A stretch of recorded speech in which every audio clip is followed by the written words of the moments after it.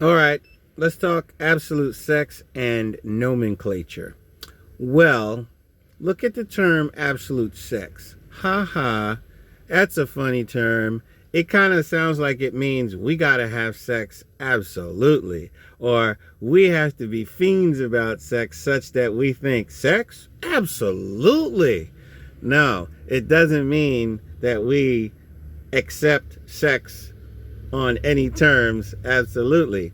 Absolute sex is derived from the Korean term is, if I'm not mistaken, cholte sung. Okay, cholte is not easily translated into English. All right, so cholte means, well, absolute, but it kind of means primordial. Now, by primordial, it means first order, or the structure that exists, or the concept of the structure, or the structural concept, or the concept and the structure that would exist outside of space time. The concept and structure of things that exists, whether you are talking about it now, 1,000 years from now, 1,000 years ago. If you were talking about it 1,000,000 years from now or 1,000,000 years ago, it's the same structure and idea and concept. And by concept, I mean purpose that it fulfills and its function. Okay? These are all set. So when you're talking about absolute sex, you are talking about getting to know a structure that doesn't care about your opinion. Okay, you're getting to learn the way things are, whether you're here to ponder them or not. Okay, a structure that is more durable than you yourself as a person, right?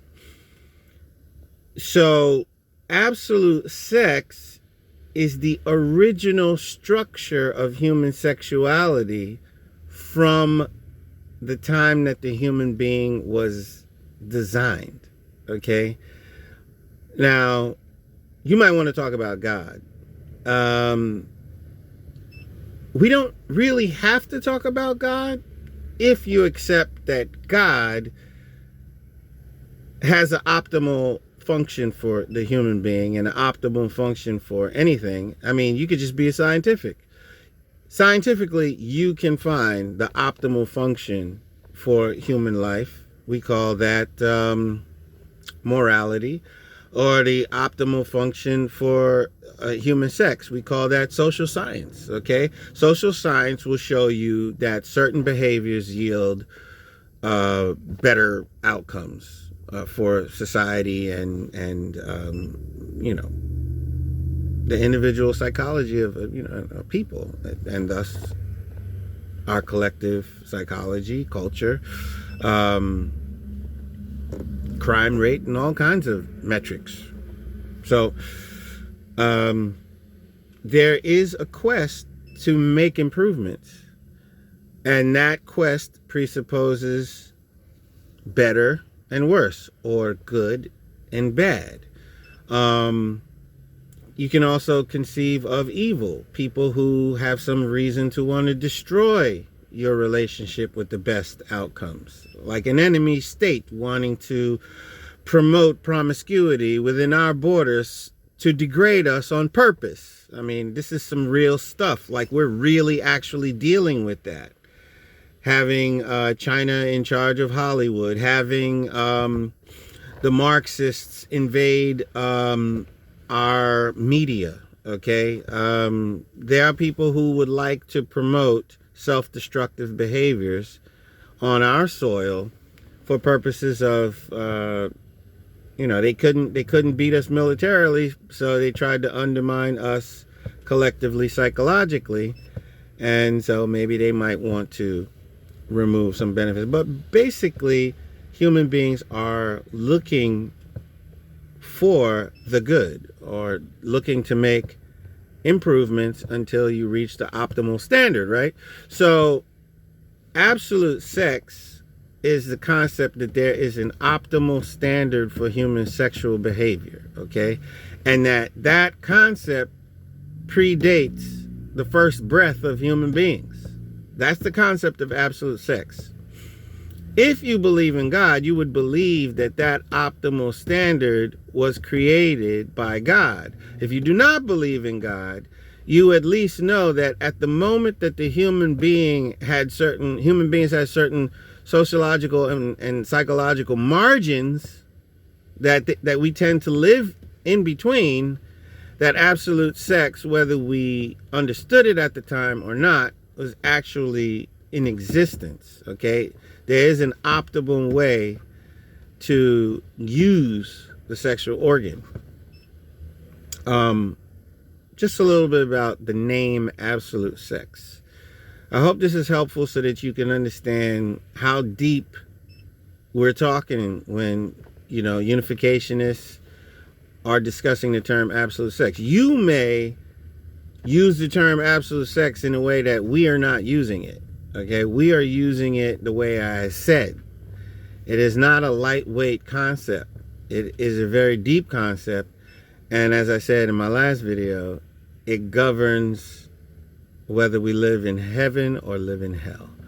Okay, it is the thing that we were given advice about in the Garden of Eden not to eat or not to use.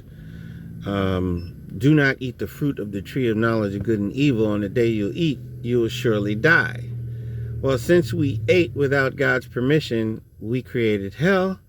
And if we were mature and win God's favor in the area of sexual permission and guidance, he would pass to us the optimal usage.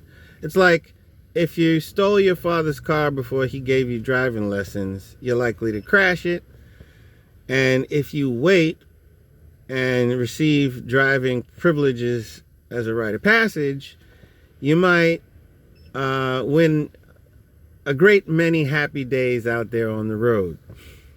In like manner, absolute sex was the gift that God wanted to give Adam and Eve, but not before they were ready. And that's talked about at the very dawn of mankind and our relationship with all these spiritual matters and taking care of the world and our lordship and our position in the cosmos is just being understood by our ancient ancestors, Adam and Eve, and all of that.